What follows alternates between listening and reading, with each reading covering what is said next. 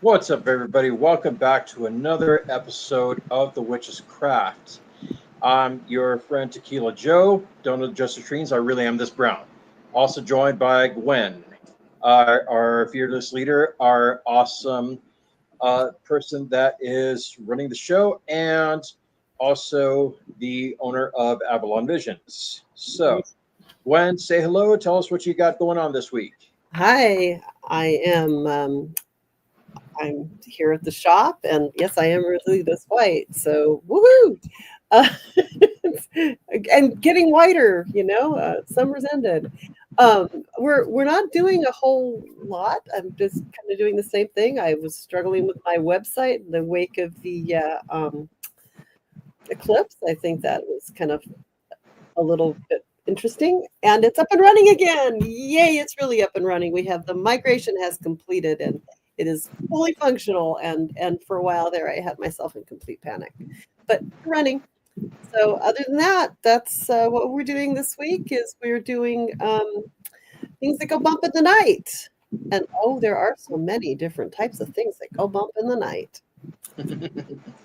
And we want to Well, give we want to give a lot of credit to our garage goblin, who actually came up with this week's topic. So, yay! Thank you. You're awesome. You're amazing. Thank you for being the inspiration. So, It's not my um, fault. it's not your what? I said it's not my fault. I was left unsupervised. Yeah. But sometimes that's a good thing. that is Anyway. a very good thing. Yes. So, okay. So yes, we are covering cryptids today. I'm going to go into a little bit of the concepts, the ideas as to what's the difference between the cryptids and where they come from and the cultures.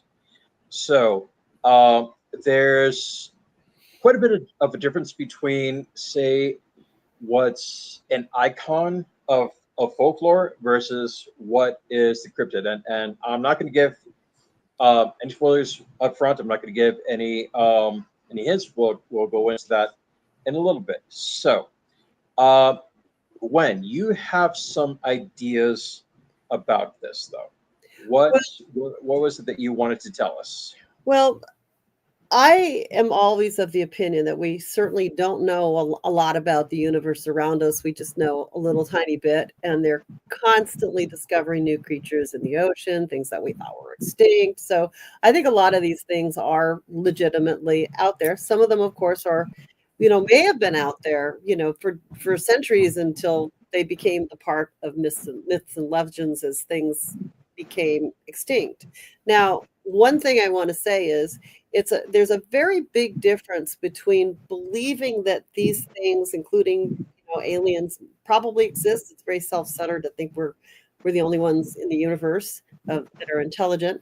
So I do think there's a very big difference between believing that we're not alone and that there are things we do not understand versus thinking that everything is a government conspiracy and the government is hiding it. I think there are legitimate researchers out there trying to find the answers, and maybe the government may have some ideas about some of this stuff that we don't because maybe they've discovered some things, but I don't think everything is a government conspiracy. I think if we don't know something, it's because maybe we just can't find it, and that's the crux of it. So I find it quite fascinating, actually. And at one point, I went to a cryptid convention where I don't think the evidence presented was very well researched.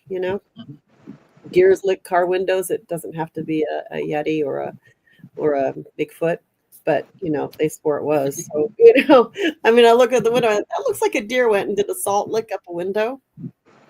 But if you're from the city, how would you know that? And I mean, I just happen to know that. But I kind of thought that's what it was. But I reserve judgment. I do not know. So I'm going to find this interesting. And this was not my good week for doing research. So I'm going to pass this mostly to Joe, but I'll do some commenting on this. I was on the I mean, fence. when you want when you want government facts and like all that stuff, the conspiracies. I mean, Project Blue Book. There you go. there's that. I mean, you know, obviously we know for a fact now Area 51 is there. It's a thing. It was always um this thing of controversy. Like, did it exist? Did it not exist? Now we know it's there. Um, so in talking about the the cryptids themselves, we're talking about the ones that, of course, you know, haven't been they haven't been proven. These are things that people have claimed to have seen. Um, and what we found is that there are a lot of similarities uh, around the world. Um, you have, for example, you have what you would consider a banshee. Mhm. And it kind of goes into the question: is that a thing of folklore, or is that an actual cryptid? I mean, people have sworn they have heard these things shrieking in the night. Oh, sure they You've have. got yeah, you've got that. You know, in Europe, you've got the Pishin in Korea. Um, Same thing, wailing spirit. You've got La Llorona in uh, you know in Mexico, Central America. You've got all of that. And next week, I would actually love to give the talk on La Llorona. Next week is actually a very iconic week in the Mexican culture. And I want to do some dispelling of some of That would uh, be awesome. the lore behind that. Yeah. Um, so in looking at some of the other cryptids, you have some similarities. For example, one of the most prominent ones, you've got Bigfoot, aka Sasquatch, aka the Yeti. Um, you also have the one that doesn't get mentioned as much, and that's the Wendigo.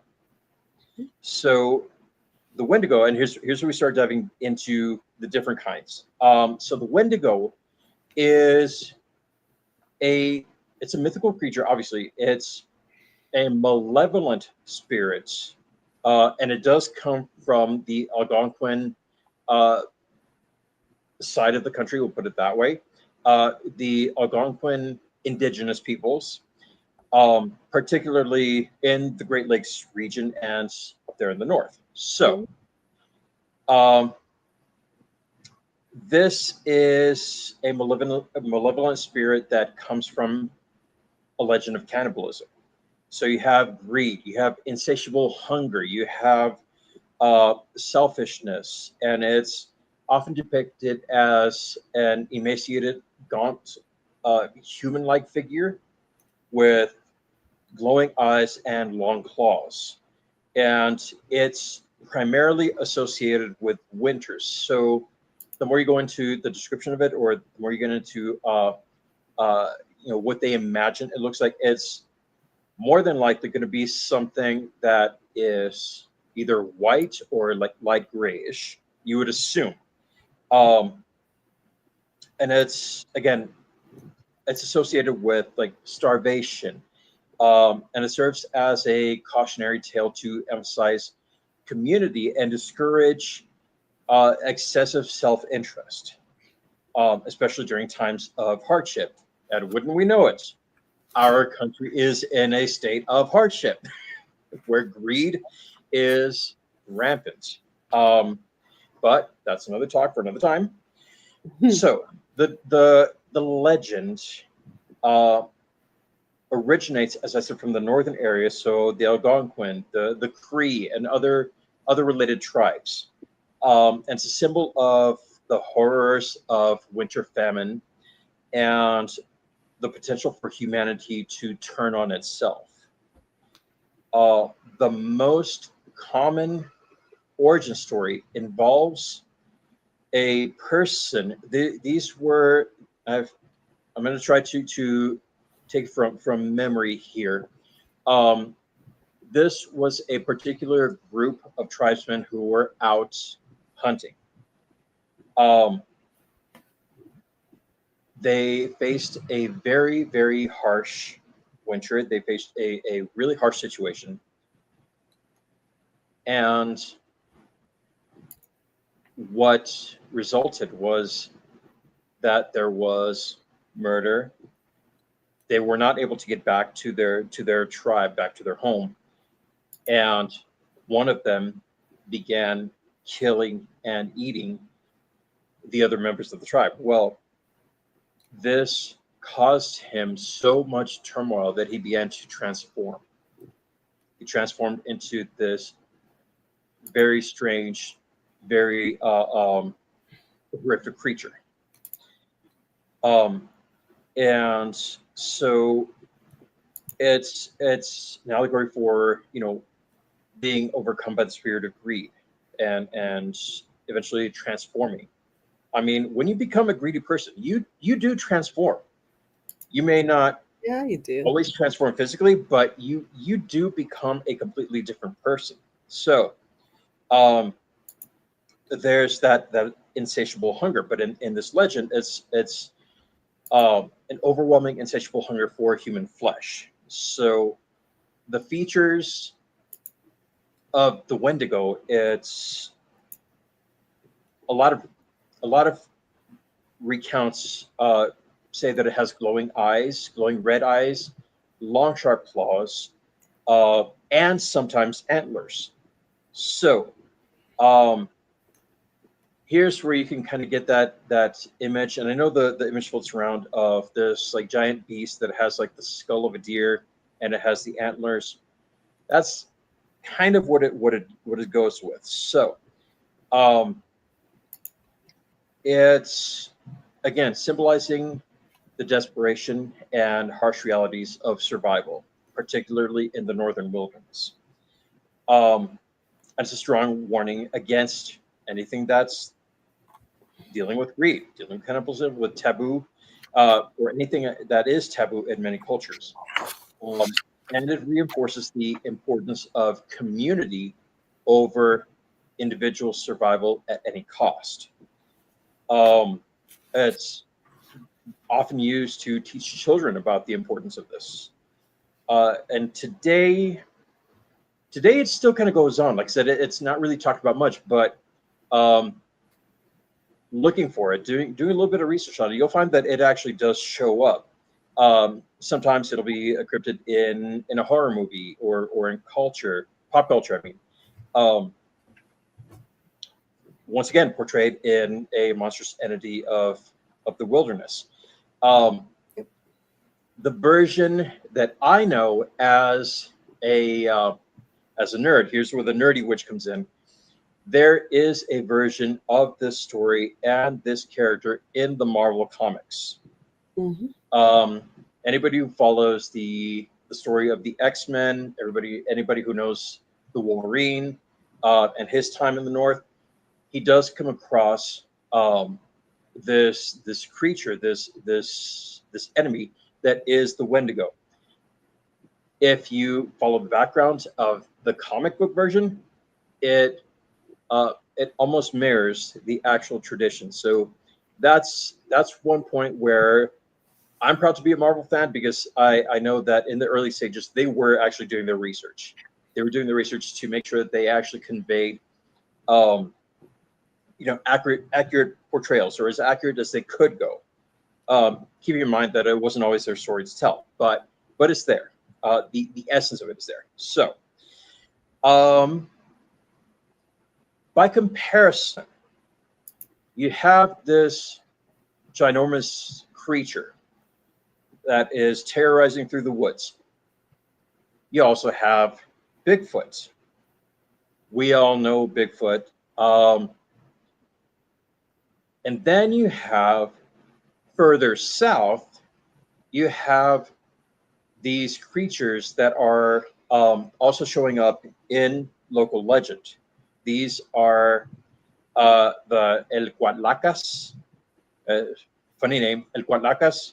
That one comes from Tamaulipas, and it's also described as this hairy, tree-felling humanoid. You also have in Belize and Honduras, you have the Sisimito. And this one actually does also walk upright, and it's kind of like a gorilla-like creature. with long hair. So I like to joke about it and say, listen, anytime you guys get that picture, it's probably just one of my uncles. He's walking around shirtless. That's really all there is to it. I mean, come on, we're big in my family. Some of us are hairy. It's probably just one of us. Just leave us alone. I would definitely be We're good. in my house. So. Yeah. All right. So here's where we're going to take a break from the cryptids and look at the culture, or look at the folklore. Gwen, I know you've got one that you can absolutely inform us about. Yeah, I do. I got Baba Yaga, but one more point on Wendigo. I remember somewhere when I think I was doing Native American studies, and I had a teacher, and he was Native American, and I seem to remember that Wendigos were associated with large windstorms also, and I don't mean because of the name, but like they would create like this imbalance in the air, and I don't remember the rest of that, but that was what I like in my mind. I always connect the two. But that makes sense, because if you think about the origin story, was a time where they were desperate, and it makes sense that a huge storm would have caused them to get lost, to almost freeze to death. So that it does make sense. Oh yeah. So. And I have a Donner Party story sometime. We could talk about that. Gotcha. But what we were talking about, what we were just mentioning is Baba Hari. Sorry, I was thinking Baba Hari Das, the incense dude. Baba Yaga. See, I sell incense. What can I say? Baba Yaga, who is not a cryptid, but she's very prominent in Slavic folklore, specifically Russian folklore. And she was theoretically like a supernatural witch, but not this kind of witch, unless you think of me as a hag, which is okay if you do. I don't mind. Anyway, she was a hag associated with the forest, and she was not typically like cryptozoology. She was a human, but sort of human. But she had kind of some of the characteristics of the folklore of monsters, like she ate children, which is never a good thing if you're a child, and she would dwell in a house on chicken legs that would kind of move around, I think. So I feel like basically she is somebody that is in fairy tales and legends. She is sort of a magical being, supernatural, very powerful witch, but she is not like a natural, like a yeti or something that is like coming from nature. So she is more of a she's not cryptid, like she's a legend, not probably a hairy beast that we still haven't discovered in the forest like a yeti. There we go. Her origins are obviously more towards like a moral lesson, like a fairy tale has moral lessons usually. She's probably Baba Hari. Oh my God, I can't stop today. The Baba Yaga is probably like Hansel and Gretel, the witch in the woods that was eating children. That's probably a Baba Yaga story. I think that would be pretty close to that. She's terrifying. She's somebody that you could seek wisdom and guidance from, and magical gifts, which but you have to also know like there's a cost if you go to a witch in the forest and seek for magical gifts. She's iconic, like again, depicted with the chicken hut on legs that walks around and travels by flying mortar and pestle. I mean, it's there's some very significant things that Baba Yaga does. And she is somebody that's transitioning.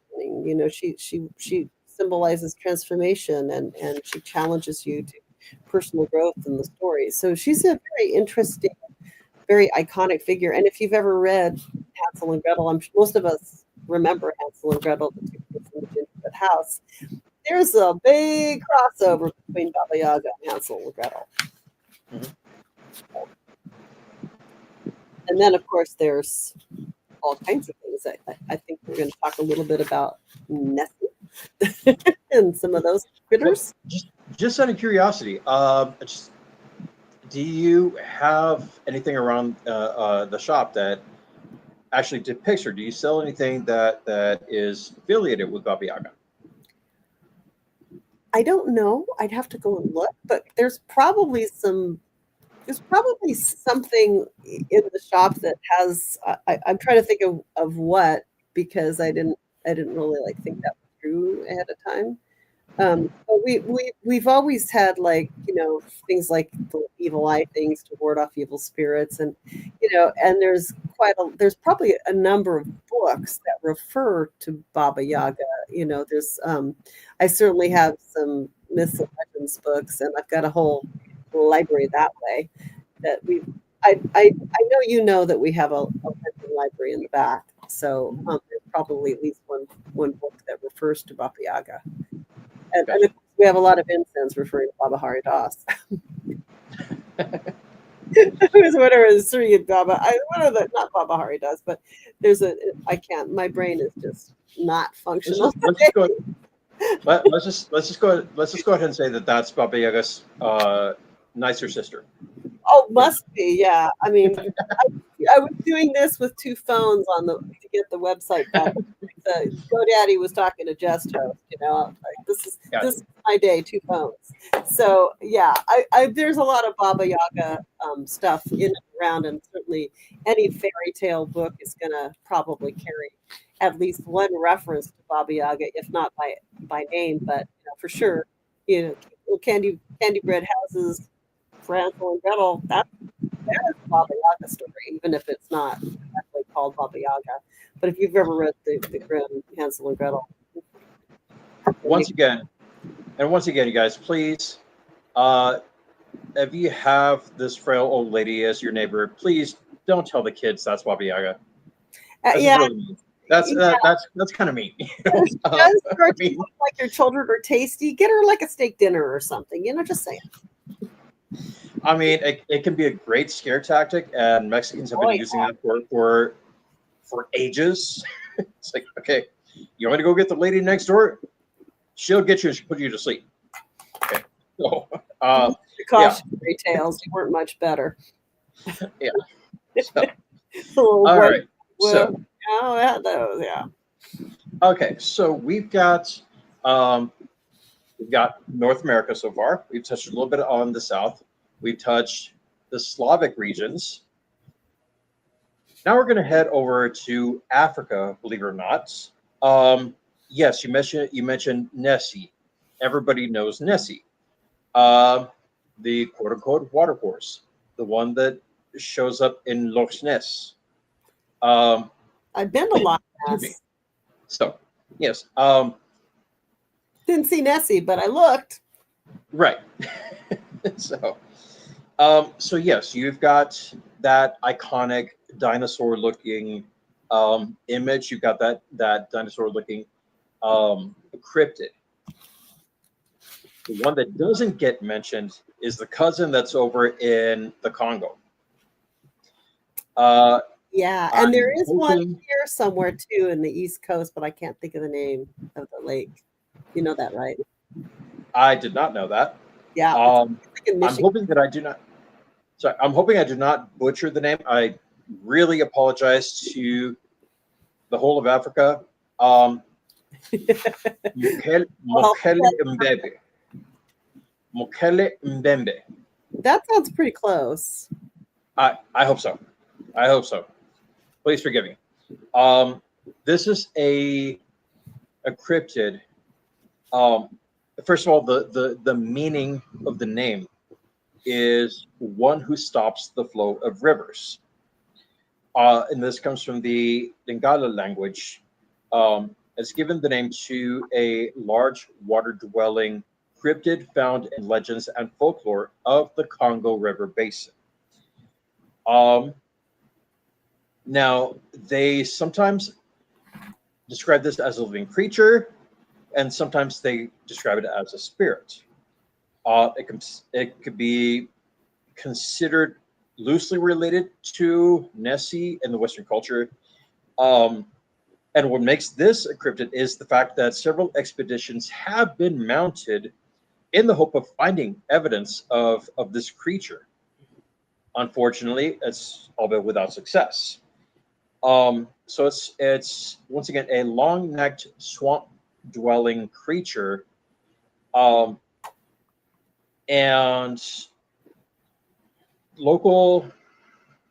some local folklore suggests that it's real. It's a territorial herbivore that can act aggressively if approached. That can be considered, and this is where it gets kind of muddled, because that's often the case with a lot of natural wildlife. We're going to see what they actually compare these to. So, excuse me. So, it, at this point, has no scientifically confirmed evidence of existence, but it's very strange, because considering what I've just described. It has that long neck. It's in rivers, so a lot of times it's actually more closely resembling elephants or a rhinoceros or other simple known animals. In fact, there was a Discovery Channel documentary called Congo that was released in 2001. In that documentary, these journalists they interviewed a number of tribe members who identified a photograph as being this Mokele Mbembe. The photograph was that of a rhinoceros. So that's where it kind of gets, like I said, kind of gets muddled. But the strange thing is, neither species of African rhinoceros is common in that area. And that, once again, is the Congo Basin. So it may be a mixture of mythology and folk memory from a time when rhinoceros actually were found in the area. So it once again raises the question of, what was actually seen? When was it seen? What were the conditions? So, is it a creature that resembles a dinosaur, or is it something that somebody just mistook for being this strange creature, but it was actually just a living thing? That was just something else. So there is that. That is we'll call that our African Nessie-like cryptid. I don't think it'd be fair to call it an African Nessie, but a Nessie-like cryptid. So, and just really quick, we're gonna hop over from Africa. So now we're kind of jumping around the world here. That's a wonderful thing. We're going from there over to Japan. Japan has some weird stuff going on over there. I'll tell you that. Yeah. There's one of the ones that really kind of stood out. And once again, thanking our garage goblin for this one. I didn't know this actually was a thing until she told me. So this one's called the Kappa, and of course it's probably pronounced differently in Japan. But so this one is more like I guess you could consider it more like a gnome, or something that's part of the Fae. What sets this apart is that this is a mischievous humanoid water-dwelling creature. So there's also that element of water. It's from the Japanese folklore. Its power is contained in the water-filled bowl-shaped indentation on its head. So these little things walk around, they're causing all kinds of mischief, and they walk around with like these bowls right on their head. So they're portrayed as greenish, scaly creatures about the size of a child. They have webbed hands and feet and a turtle-like shell on their back. So, Sounds almost like they're related to mermaids on some level, right. Excuse me again. which are also cryptids, by the way. Yes. So these creatures have their strength and the life force that comes from the water in once again in on its head. So if the water is spilled, the creature is severely weakened and it may actually die. And of course they kind of explore this a little bit further. So if a human comes across this mischievous creature, the way that they can actually appeal to it and not have any mischief happen, they can easily defeat it by exploiting its deep sense of politeness. This is a polite cryptid. Yeah. So if a person bows, and we know the Asian tradition, if a person bows to the kappa, the creature feels compelled to bow back, causing the water to spill from its head. So the deeper the bow, the weaker the creature actually gets. And that'll prevent it. Wow. Exactly. Just be polite. This creature will be polite back. Quite different from the Wendigo. You bow, that thing will kill you. Okay, so the kappa's behavior actually ranges from minor pranks, like it can be a little pervy. It'll look up the kimonos, or it can be a little bit more, more violent. They will drown people. They will drown animals. Now, for some reason, like I said, Japanese kind of throw strange little characteristics in there. These creatures are believed to be fond of cucumbers, and for some reason, sumo wrestling. Why does that tie into looking up the skirt of a kimono? I'm sorry. I'm sorry, what? I just tied the fondness of cucumbers to kimonos. Never mind. My mind got very naughty today. I'm pretty sure they have pretty naughty intentions as well. So. Yeah, I'm sure. So, we like cucumbers. While these were once feared as like these dangerous monsters, these dangerous, little goblins, gargoyles, however you want to call them, modern depictions, particularly in art such as anime, manga, any of that, they portray the kappa as more comical and friendly. So that's how it's kind of developed over the years. Probably where the love of sumo wrestling came from. That's one to be explored a little bit further. So that kind of brings us back to where we are at this point. And there are a few others that we didn't quite go into. We want to keep this one a little bit shorter. Excuse me. But they're going to get mentioned. And where they're going to approach that is discussing them as spirit guides. What can you tell us about using cryptids versus, using animal totems or spirit animals, power animals? What can you tell us about approaching these iconic creatures? Well, I can tell you that there are modern practitioners that like to explore their use as spirit guides. Mostly people connect with animals, well-known animals.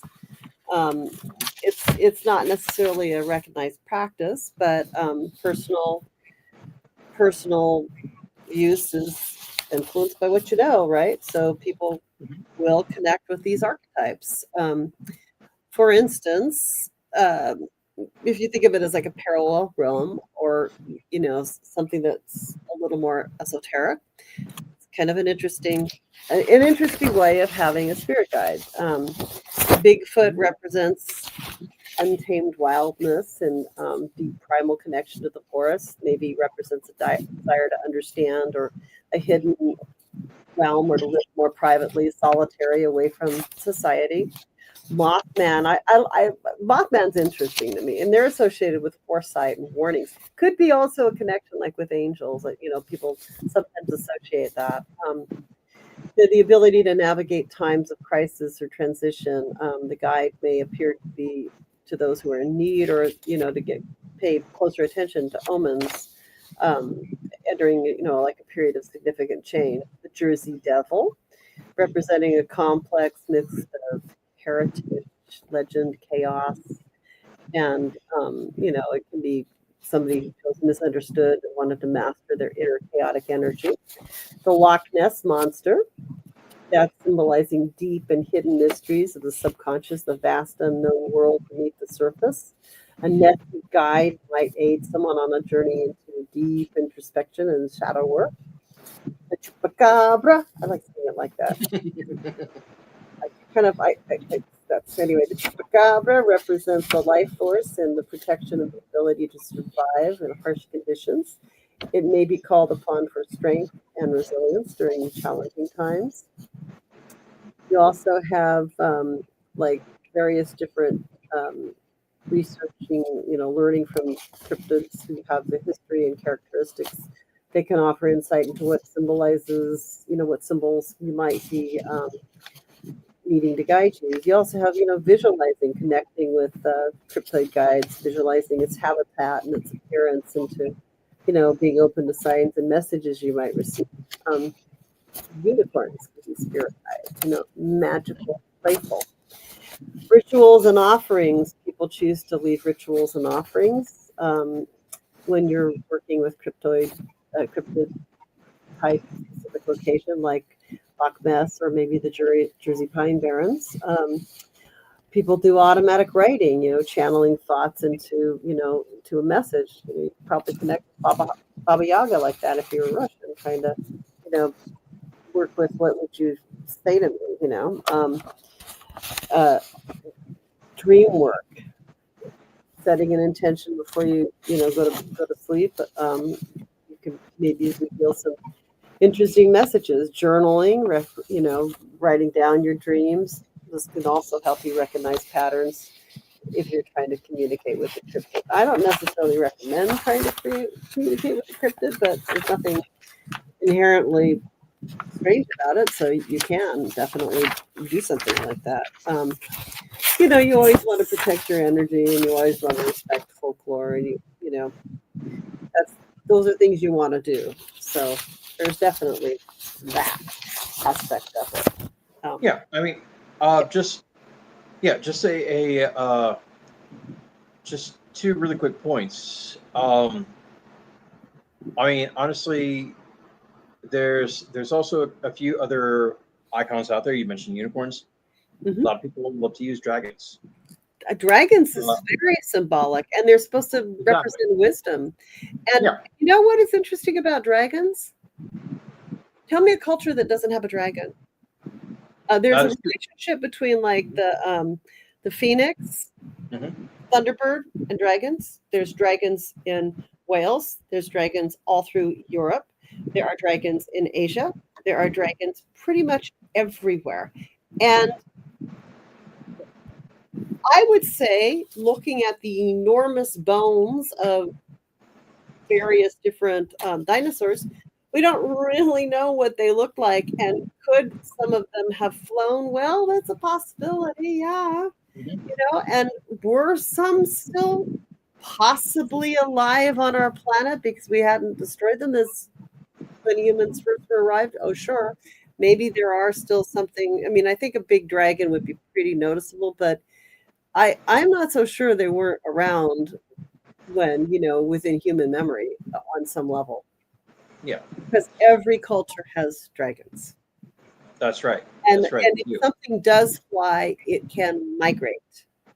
And Yep. so if it had wings and it flew, it could be on any continent and basically could have been everywhere. And there is a point to that. Now, I want to put up on the screen something, Joe, you don't know this, but it just so happens that I happened across this. Well, I didn't intend to be watching a show on cryptids this week, but in my television viewing at home, my spouse happened to watch this. This is the Cryptoid Chronicles. Oh, And nice. I want to say it's on Apple TV, but I think we saw it on Netflix. So I'm leaving it up there long enough for people to just write it down. It was on Netflix, and it was actually pretty good, and it covered quite a lot of the things we just talked about, and it had a good comparison on those. It was well done, I thought, and I spent time watching it, and I thought this is funny because we're going to talk about cryptids this week. Nice. So these things go bump in the night. They're strange. They're cryptids. They, know. Yeah. And I thought this is kind of like perfect, and I had this ready to go for you, as you can see, because cryptids play a huge role in our mythology. I mean, from the abominable snowman right on down the line. Oh, yes. Yeti. That's all. Yep. Every culture. And if you think about Yeti, you could imagine that some of the great apes could have easily been considered Yetis. There are possibilities that it could be an enormous bear, but we don't know. But they seem to be intelligent, which leads me to believe they're probably, probably in the primate family, most of them. But that does not mean that they are not super intelligent. Like, I don't know, but I don't know so much about it. Do I think that everybody's cousin that lives somewhere has seen it somewhere? No, probably not. But there is actually a local Bigfoot legend in Santa Cruz County, and there's a Bigfoot store here. If you go up to, I think it's in Ben Lomond, but there's a Bigfoot store here because there were people that saw Bigfoots in this area. It's this teeny hole in the wall store. It's a Bigfoot museum, and they've got this little tiny store. It's tiny, like your bathroom might be bigger. It's really, really a small store, but it's cute, and they have a lot of local Bigfoot legends. Nice. I've been there. So. Awesome.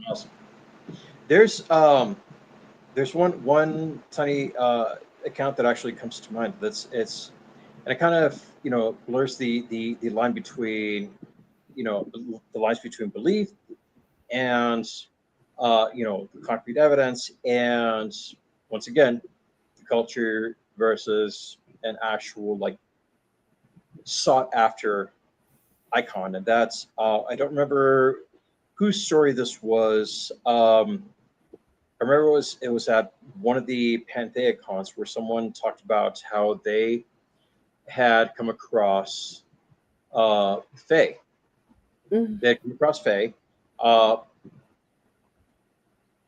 in and around the event. Excuse me. And I remember just kind of overhearing the story that they had been able to communicate with them, and they were wondering how they actually were circumnavigating all of the concrete of the area, all of the buildings. And I distinctly remember them saying that the response from the Fae was, "What buildings?" So the way that it's a strange thing to consider their point of view from the cryptid side, from the folk legends side. What does our world look like to them? That's an interesting thought. I do have a fairy story.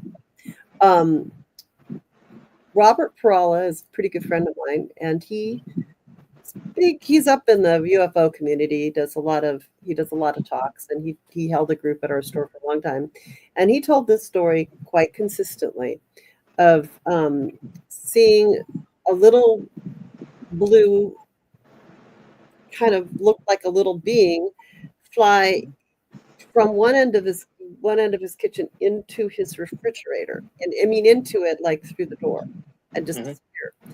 And the man that he was there with was somebody he was helping do caretaking for, he was Dutch, and he had been a soldier in World War II, and he had been captured in the Philippines. And the guy burst out, oh, tink, tink, tinker, he's a Tinkerbell, and Robert had seen it too. And anyway, he said that he burst into tears afterwards because when he was being held in the Philippines in prison camps by the Japanese, Mhm. because it was war at the time, and they were all starving, that he would follow these little blue lights in the forest while they were like out building, because they had them in work camps, and he would follow them to edible mushrooms, and he survived eating Mm. because of these beings, and he busted Wow. out in tears, and he had like this conversation around it, and they never saw the fairy again, but it was something that was so like huge in his world that this had happened in his kitchen. These are stories you hear. And he told it very consistently for 10 years. It Mhm. was, people go, "Oh, tell the fairy story," and he never changed the story. So I do believe that he saw something. Oh yeah. Some people see things So, that, and someone else was there to see them with you. That's kind of better. to validate it, yeah, Yeah, that's huge. So that is huge. now the question for the ages. So, and talking about the cryptids, and we'll wrap it up with the excuse me, with the stone of the week. Mhm. Um, but our garage goblin came up with this very, very good point. And the question is, and you guys please let us know in the comments what you think. Here's the question, if you guys are ready for it. Is Santa Claus a cryptid? He's local, not local legend. He's confirmed like legends all around the world, or mostly around the world. Um, yes, there's so much iconography behind that. There's so many legends, Oh, but and they track him. NORAD tracks him. they track him. They track him. Kids are always waiting. They're always trying to stay awake, trying to get a picture of him, time to talk to him. By definition, he is hunted. So, does that actually Yes. make him a cryptid? So, let us know what you guys think. Please let us know.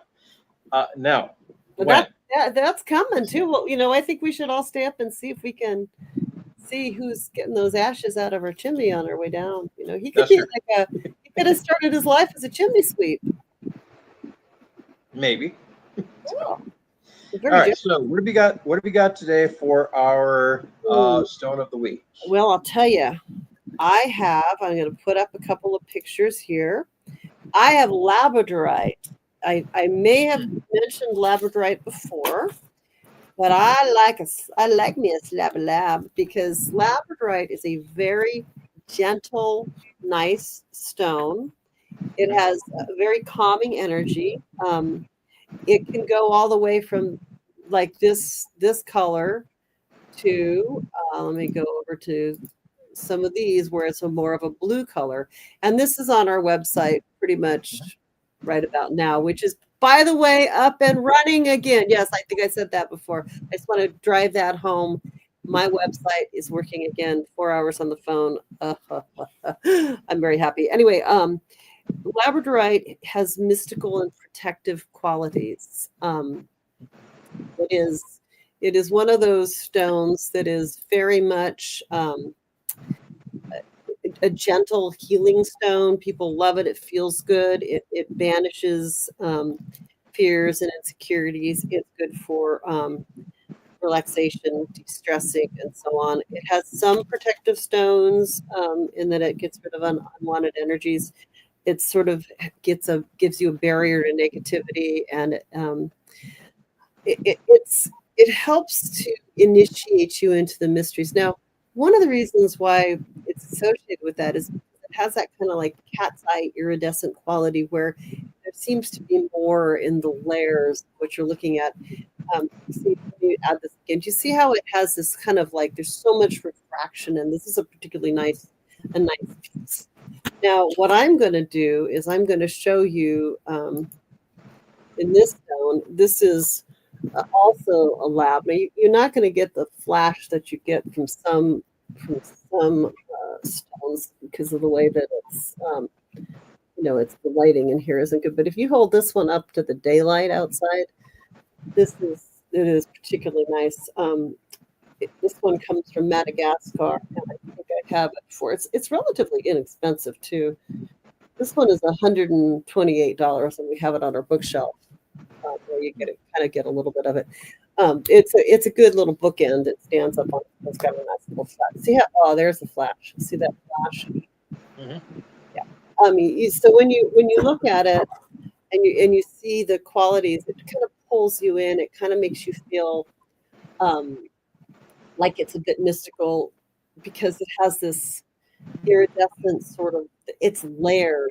It's like it's not just a flat surface. It's got this kind of it pulls you in kind of feeling, and it's nice to put a labradorite is enough, and it's not an expensive stone, so you can get a ball, you can get it in a bookend, you can put it somewhere in your room, and you can get a pretty good chunk of it now. We do carry those on our website. If I look in our, we've got points, we've got big pieces, we've got some palm stones. If you're not local, you can get a palm stone for around $15-16 on our website. It is labradorite. So there's some pretty good options. I don't carry a lot of big rocks on my website because it doesn't they're hard to ship, so but I particularly like this piece. This is in the store. If you called me up and said you wanted to buy it, I would ship it to you. I would miss it though. Yeah. All right. So that's going to do it for this week. Tune in next week when, like I said, we're going to be doing the talk on La Llorona, and it's going to be the justice for the weeping woman. There's a lot of iconography there, and like I said, next week is, if I remember correctly, it's a major week for the Mexican culture. So it's going to be an eye opener. For those that know the legend, maybe some of those that don't, it's going to be a powerful one. So hopefully you guys tune in next week. You guys can catch us over on YouTube. You guys can catch us over on Avalon Visions. So just please keep on going with us. Hit that like, hit that subscribe button. And we love you guys. Again, we encourage you to reach out to us. Let us know what you guys want us to talk about. Let us know what you guys want us to cover. All right. And I think that's about it. So we will see you guys again next week. That's awesome. Take care, and don't forget to shop on Avalon Visions or avalonvisionsproducts.com. And we're waiting for you to send us in and send us a call or send us an order and help us sell you more labradorite. All right, we'll see you guys next week. Next week.